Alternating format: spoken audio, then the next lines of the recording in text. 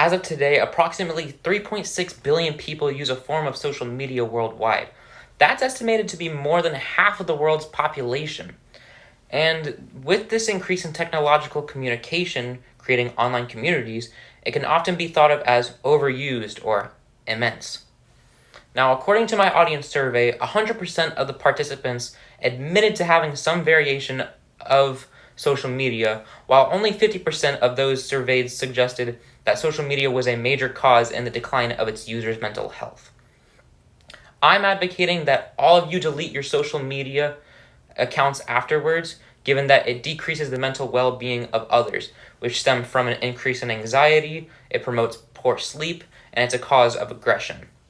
Now, let's start with anxiety. Anxiety is often defined as developing a sense of unease or nervousness while facing incoming situations. Anxiety is a result of people using social media. It stems from how people are being perceived and how they like to be perceived. Now, according to an academic journal titled Social Media and Anxiety, written by Fazila Fatima, a study was made with an aim of determining whether there is a relationship between social media and anxiety. Now, multiple variables such as cell phone usage and applications were added and subtracted from the study, but all of them had an overarching conclusion that Fatima summed up perfectly in her reflection. In the present study, it is observed that many participants use multiple social media sites for an increased time. It is also seen that they may be anxious when they are not allowed to view the sites.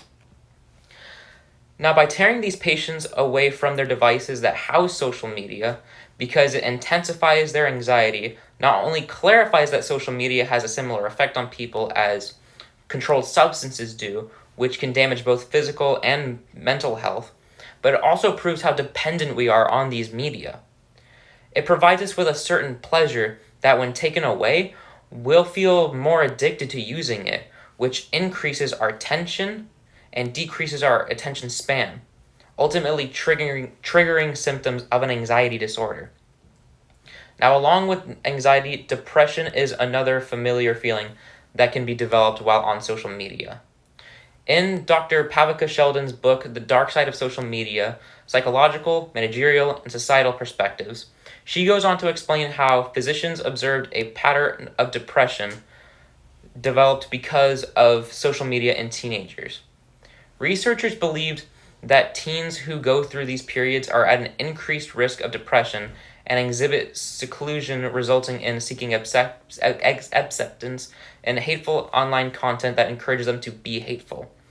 Later, she states how not only teenagers but also adults display out of anxiety when they find out their tweets are not retweeted or when their Facebook updates are not liked. This not only highlights the depressive states that adolescents and teenagers go through, but also how adults are susceptible to these feelings of extremely low emotions when they are not vindicated through their peers through social networks.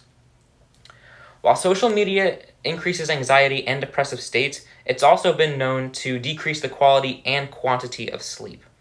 Although some believe that some technology has been proven to help sleeping patterns, such as the white noise machines or the telephone app Headspace, social media creates a very negatively connotated version of these advancements.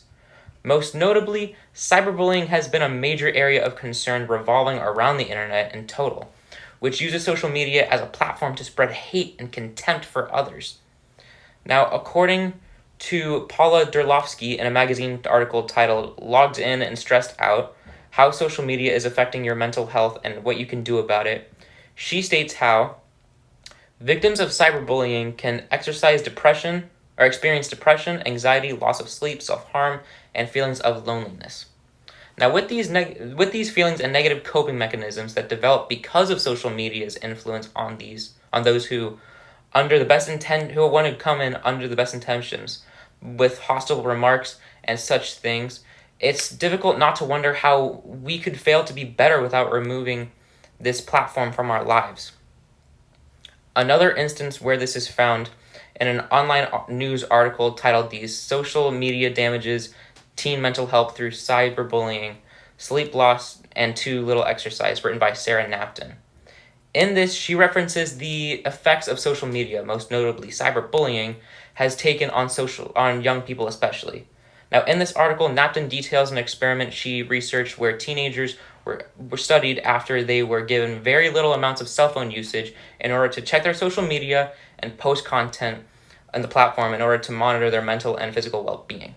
Now, after 2 years of the study, she documents how the authors found that almost all of the effects on girls' well-being in 2015 was down to cyberbullying, reduced sleep of less than 8 hours a day or a night, and reduced physical activity, exercising less than once a week.